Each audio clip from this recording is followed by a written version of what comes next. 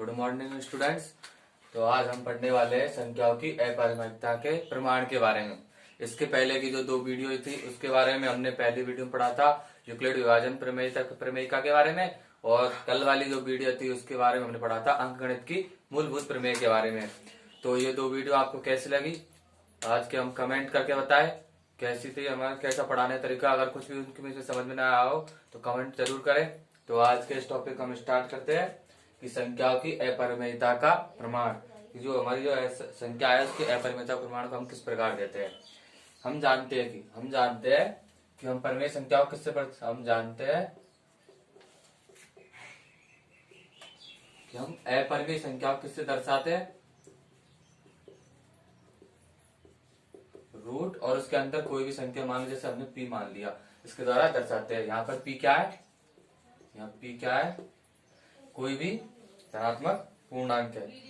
धनात्मक पूर्णांक है, धनात्मक हमारी संख्या है। यहाँ क्या है, पी, यहाँ पी कोई भी धनात्मक अभाज्य संख्या है।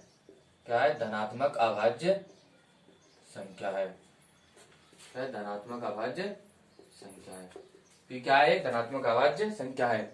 ठीक है, जैसे हम एग्जांपल दे रहे जो अपरिमेय संख्या है उनके एग्जांपल जैसे √2, √5, √3, √7 और जैसे 5 √7, ये भी क्या है, अपरिमेय संख्या है। ठीक है, ये क्या है, अपरिमेय संख्या है।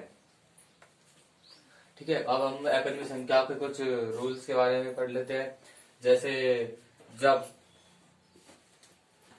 दो क्या कोई कितनी भी परिमेय संख्या हो, जब अपरिमेय संख्याओं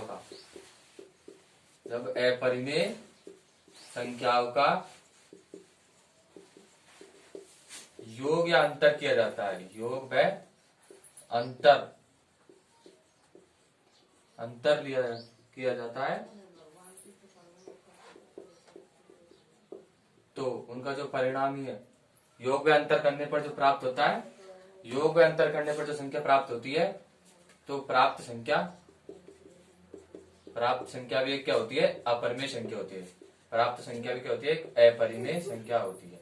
ठीक है, यानी कि हम कोई भी 2 परिमेय संख्या ले लिया, मान ले √2 और √3 ले लिया, उनको जोड़ेंगे तो प्राप्त होने वाली तीसरी संख्या क्या होगी, वो भी एक अपरिमेय संख्या होगी। अगर √2 में से √3 घटाएंगे तो वो भी एक क्या होगी, अपरिमेय संख्या होगी। इसी प्रकार ये रूल नंबर 1 है, और एक है रूल नंबर 2। ठीक है, जब एक अशून्य परिमेय संख्या क्या होनी चाहिए, एक अशून्य परिमेय संख्या, एक तो होनी चाहिए एक अशून्य परिमेय संख्या। क्या होनी चाहिए, अशून्य परिमेय संख्या, मतलब शून्य नहीं होनी चाहिए, ऐसी परिमेय संख्या हम कोई लेंगे। अगर अशून्य परिमेय संख्या को किसी अपरिमेय संख्या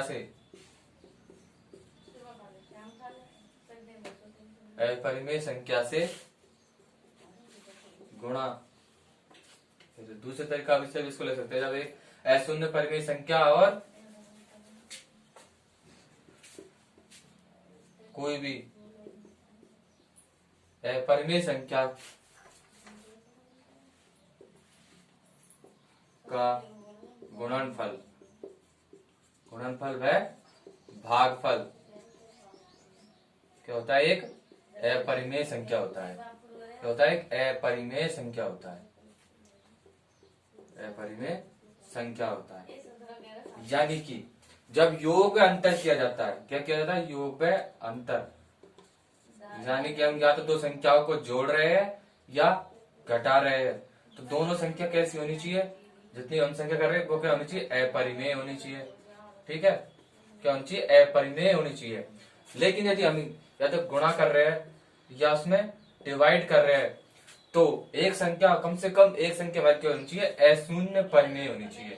क्या होनी चाहिए, अशून्य परिमेय होनी चाहिए। दूसरी अपरिमेय हो सकती है, क्या होगी, दूसरी तो अपरिमेय होगी, तभी जाके क्या बनेगा, ये अपरिमेय बनेगा। यानी गुणा और भाग में एक क्या होनी चाहिए, अशून्य परिमेय संख्या होनी चाहिए, और दूसरी क्या होगी, एक परिमेय। तो उनका गुणनफल या भागफल जो हमें प्राप्त होगा वो क्या होगा, एक अपरिमेय संख्या प्राप्त होगा। ठीक है, क्या होगा, एक अपरिमेय संख्या प्राप्त होगा। ये हमने पढ़ लिया प्रमाणिकता के बारे में कि अपरिमेय संख्या होती क्या है। ठीक है, और हम जब हम अपरिमेय संख्या की अपरिमेयता को प्रूव करते हैं अपरिमेयता प्रूव करने के लिए हमें एक प्रमेय की आवश्यकता होगी। ठीक है, उस प्रमेय की आवश्यकता, उस प्रमेय कथन को मैं यहाँ पे लिखता हूँ। एक प्रमेय की आवश्यकता होगी। ठीक है, तो उस प्रमेय है, प्रमेय की आवश्यकता होगी, एक प्रमेय है। ठीक है, माना कि P एक अभाज्य संख्या है। P क्या है? एक अभाज्य संख्या है। अभाज्य संख्या है वह ए कोई क्या है? पूर्णांक है। ए कोई क्या है? पूर्णांक है। ए कोई क्या है? पूर्णांक है। ठीक है,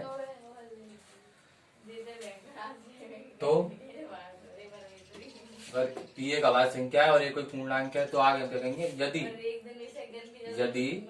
P क्या करता है? ए स्क्वायर को विभाजित करता है। ए स्क्वायर क्या करता है? विभाजित करता है। ए स्क्वायर को विभाजित करता है तो ए स्क्वायर को विभाजित करता है तो क्या होगा कि P ए को भी विभाजित करेगा। क्या करेगा? ए को भी विभाजित करेगा। यानी कि P कोई अभाज्य संख्या है और ए कोई क्या है? पूर्णांक है। और P यदि ए स्क्वायर को विभाजित कर रहा है, यानी कि P अगर ए स्क्वायर विभाजित कर रहा है तो P है जो ए को भी क्या करेगा? विभाजित करेगा। ठीक है, तो हम अब इसकी उत्पत्ति के बारे में देख लेते हैं।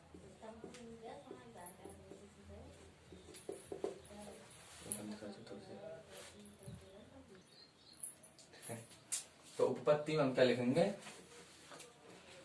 अंकगणित की मूलभूत प्रमेय से हम जानते हैं कि क्या कहते हैं? अंकगणित की मूलभूत प्रमेय से, अंकगणित की मूलभूत प्रमेय से, इसके बारे में हमने कल की वीडियो में पढ़ा था। आप जाकर देख सकते हैं, नीचे डिस्क्रिप्शन में लिंक मिल जाएगा। ठीक है, तो अंकगणित की मूलभूत प्रमेय क्या कहती है कि जो हमारा ए है, कोई धनात्मक पूर्णांक ए है, तो ए को अभाज्य संख्याओं के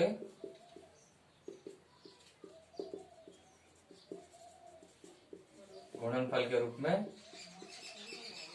गुणनफल के रूप में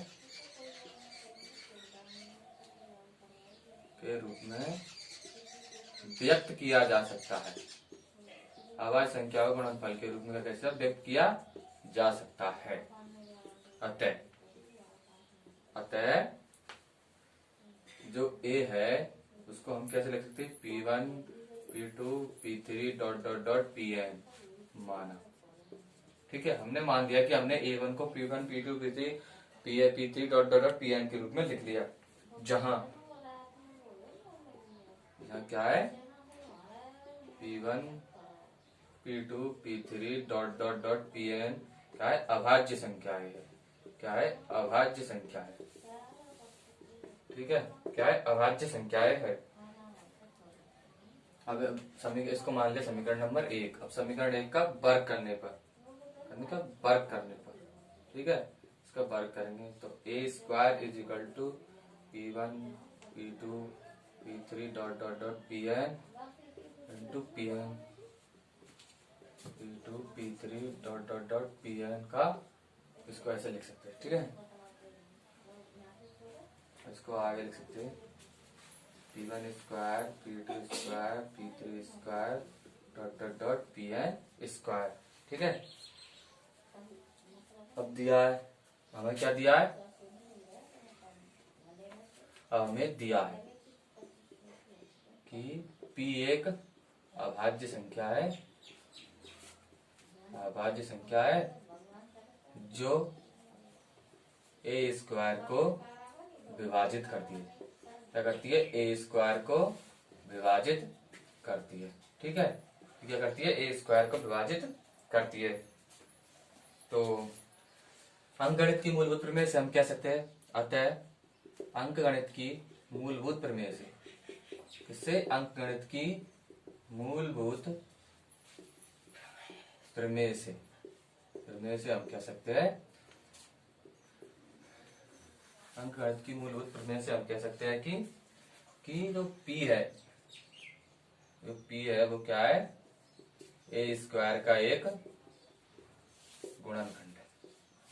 पी ए स्क्वायर का एक गुणनखंड है। क्या है? पी ए स्क्वायर का एक गुणनखंड है।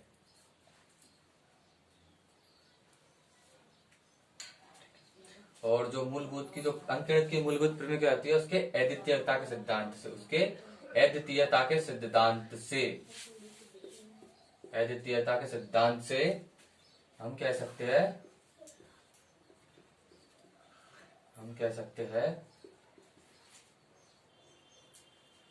अद्वितीयता के सिद्धांत से हम कह सकते हैं कि जो P है, जो क्या है P,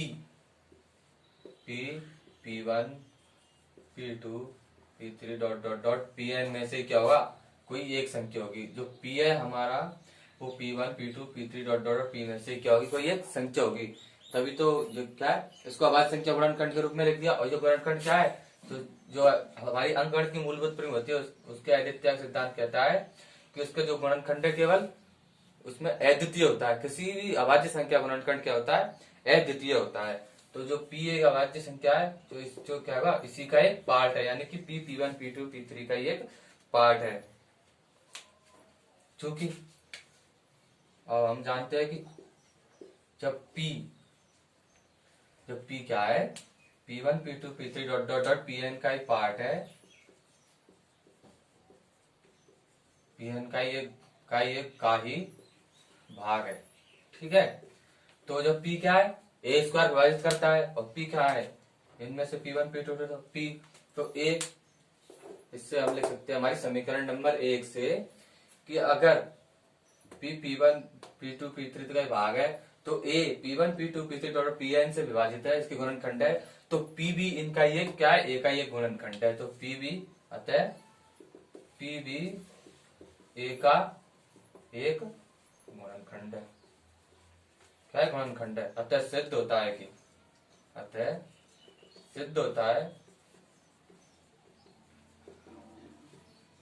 कि जो P है वो A को भी विभाजित करेगा। क्या करेगा, A को भी विभाजित करेगा। ठीक है, तो एक बार ये देख लीजिए आप।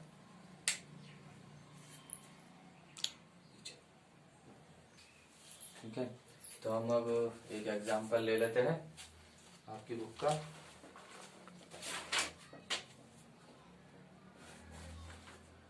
बल्कि सिद्ध करना है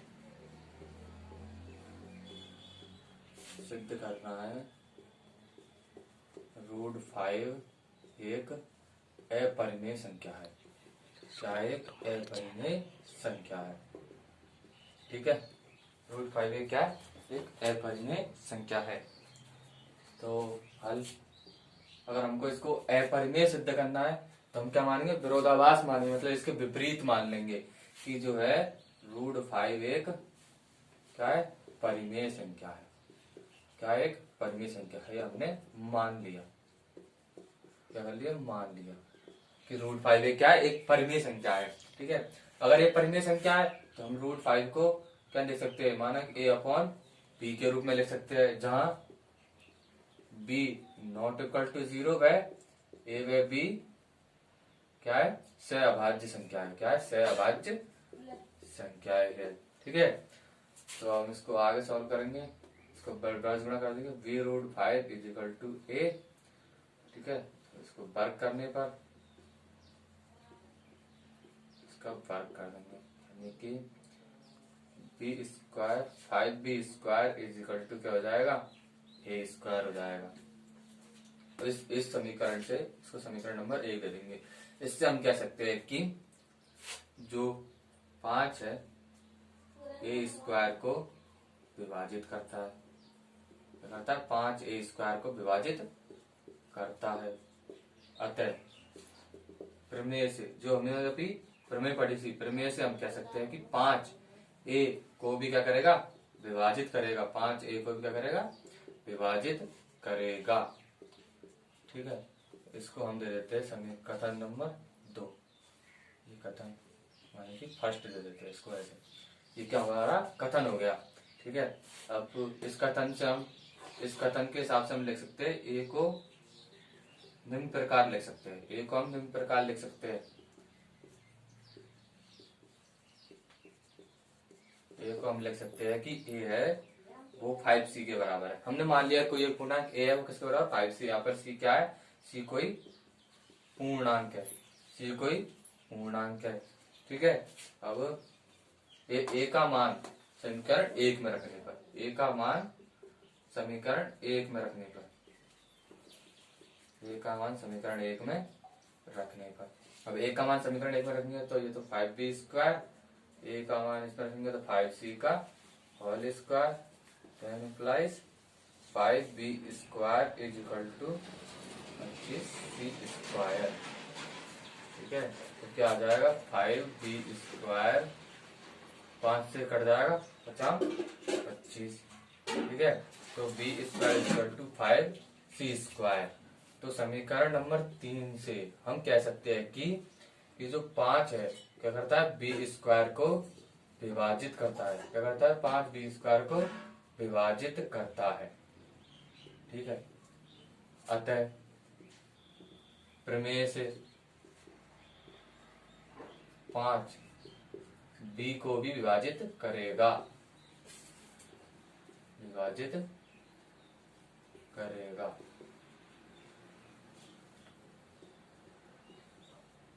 ये क्या है, कथन नंबर 2 है। ठीक है, तो कथन फर्स्ट और सेकंड में देखो कि जो ए और बी का दोनों में किसका भाग जा रहा है, 5 का भाग जा रहा है, यानी कि 5 ए व बी का क्या एक उभयनिष्ठ गुणनखंड है। क्या है, एक उभयनिष्ठ गुणनखंड है। क्या है, उभयनिष्ठ गुणनखंड है। जबकि हम जानते हैं कि कोई भी परिमेय संख्या होने के लिए, कोई भी परिमेय संख्या होने के लिए दो संख्याओं का उभयनिष्ठ गुणनखंड नहीं हो सकता, यानी कि वो सहअभाज्य होनी चाहिए। अगर यहाँ पे क्या गया 5 उनका उभयनिष्ठ गुणनखंड आ गया तो ए और बी क्या रही, सहअभाज्य संख्या नहीं रही। यानी कि जो हमने पूर्व में माना था कि √5 एक परिमेय संख्या है, उस कथन क्या प्राप्त हो रहा है, विरोधाभास प्राप्त हो रहा है। ठीक है, हमारे क्या है 5 ए व बी का उभयनिष्ठ गुणनखंड है। ठीक है, तो यह हमारे पूर्व में माने गए कथन, हमें पूर्व में क्या माना था कि √5 एक परिमेय संख्या, √5 एक क्या है, परिमेय संख्या है, परिमेय संख्या है का क्या है, विरोधाभास है। क्या है, विरोधाभास है। अतः हम कह सकते हैं कि √5 क्या है, √5 एक अपरिमेय संख्या है। क्या एक अपरिमेय संख्या है। ठीक है, एक तो इस प्रकार का पूछता है आपके सिंगल संख्या, और एक और पूछता है, जैसे एक एग्जांपल और मैं करवा देता हूँ, उस तरह के क्वेश्चन से आपसे पूछ लेता है।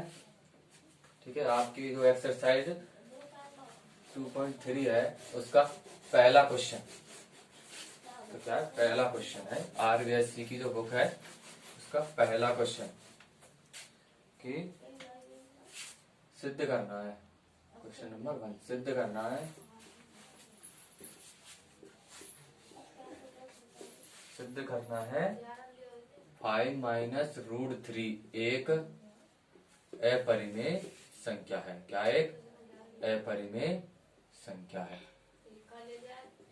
क्या है, 5-3 एक अपरिमेय संख्या है। ठीक है, तो इसके लिए हम पहले वही क्या मानेंगे कि 5 माइनस √3 एक क्या है, परिमेय संख्या है, परिमेय संख्या है।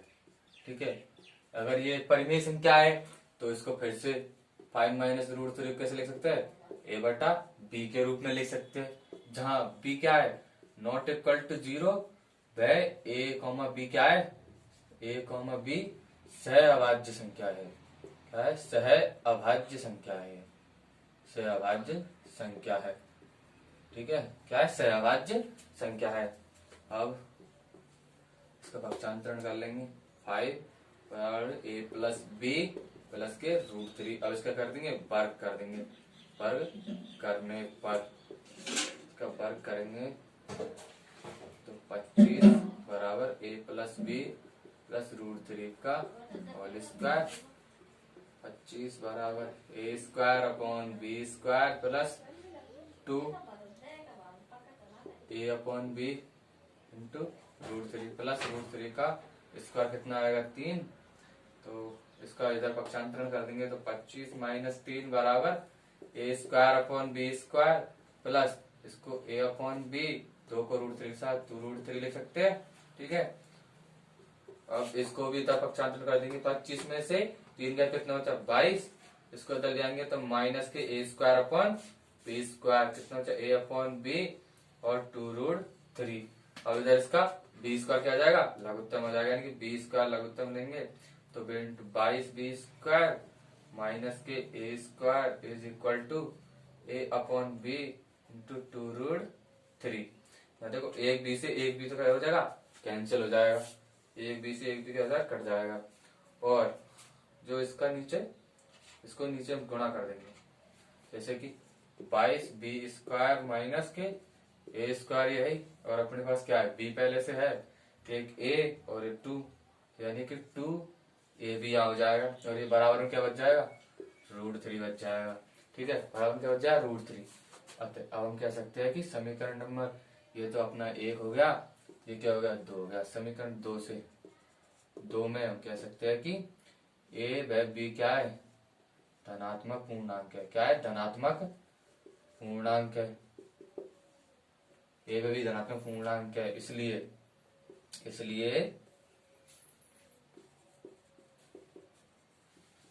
कि 22 बी स्क्वायर माइनस के a स्क्वायर अपॉन 2ab ये क्या एक परिमेय संख्या है। क्या एक परिमेय संख्या है, एक परिमेय संख्या है। अगर ये परिमेय संख्या है तो ये इसके बराबर है, यानी कि ये भी क्या होनी चाहिए परिमेय संख्या होनी चाहिए। अतः √3 भी क्या है √3 भी एक परिमेय संख्या है, परिमेय संख्या होगी। क्या होगी √3 भी एक परिमेय संख्या होगी। जबकि हम जानते हैं, लेकिन क्या है जबकि हम जानते हैं, हम क्या जानते हैं कि √3 एक क्या है एक अपरिमेय संख्या है।